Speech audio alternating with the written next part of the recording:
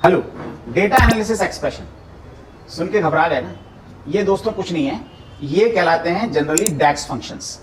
ये जो डैक्स फंक्शंस होते हैं, इन डैक्स फंक्शंस का उपयोग हम लोग डेटा मॉडलिंग में करते हैं। जब डेटा मॉडलिंग की बात आती है तो समझ में ये नहीं आता लोगों के कि डेटा मॉडलिंग क्या है।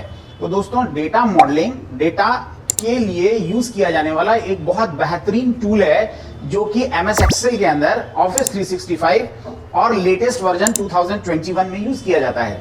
इसके अलावा दोस्तों, पावर बीआई के अंदर भी डैक्स फंक्शन का उपयोग होता है। अब मैं यहां पर एक बात बता दूं कि जिन लोगों को पावर बीआई नहीं पता है वो हमारे पावर बीआई वीडियो को देख सकते हैं और उस वीडियो के बारे में जो लिंक है वो डिस्क्रिप्शन में दे दी गई है, तो आप वहां पर भी जाकर के मेरे पावर बीआई के वीडियो को देख सकते हैं। तो आपको समझ में आ जाएगा कि what is the power BI. Power BI के बारे में सिर्फ मैं आपको यहां पर एक लाइन बता देता हूं कि पावर बीआई एमएस ऑफिस का ही एक बहुत बेहतरीन कह लीजिए आगे का वर्जन है। और पावर बीआई जो होता है उसका यूज विजुअलाइजेशन यानी डेटा के विजुअलाइजेशन के लिए किया जाता है। खैर, हम लोग आते हैं अपने मुद्दे पर।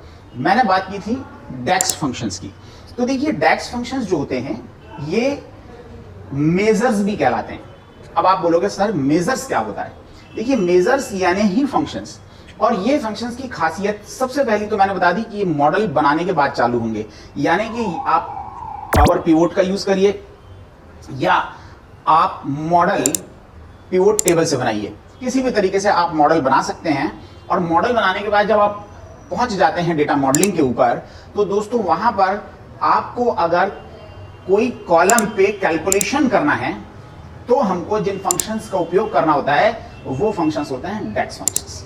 तो इनको डेटा एनालिसिस एक्सप्रेशंस के फंक्शन कहते हैं। इन फंक्शंस में से सबसे पहली बात मैं आपको ये बता रहा हूं कि ये फंक्शन पूरे के पूरे कॉलम पर अप्लाई होते हैं।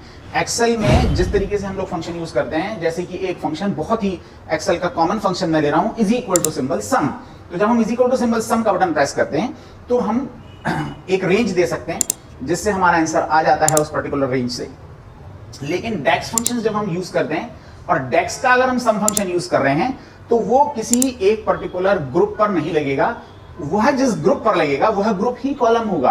तो हमको सीधे कॉलम के ऊपर वो लगाना होते हैं और कॉलम के ऊपर लगाने के बाद आपका आंसर उस पूरे कॉलम का एक साथ आता है। तो ये हो गया डैक्स फंक्शन का सेकंड सबसे इंपॉर्टेंट, जो कह सकते हैं हम सबसे इंपॉर्टेंट खासियत ये है इसकी। इसके बाद हम लोग इसके आगे चलते हैं। देखिए, डैक्स फंक्शंस का जो उपयोग है वो पावर बीआई में भी होता है। मैंने बताया वहां पर भी मॉडल्स बनते हैं, आप उसका वीडियो अलग से देख सकते हैं जैसा कि मैंने पहले भी बताया। देखिए, डैक्स फंक्शन के बारे में आपको कुछ बातें और बता दें।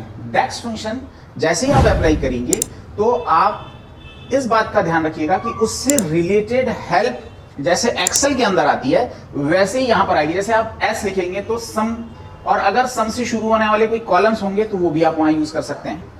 आप डैक्स फंक्शंस के अंदर दोस्तों फिल्टर्स भी यूज कर सकते हैं। डैक्स फंक्शंस के अंदर पैरामीटर्स के तौर पे आप सेकंड फिल्टर का भी यूज कर सकते हैं, आप किसी कॉलम का नेम भी यूज कर सकते हैं। और डैक्स फंक्शन की स्पीड बहुत ज्यादा होती है, खास तौर से डैक्स फंक्शन का उपयोग बिग डेटा पर किया जाता है।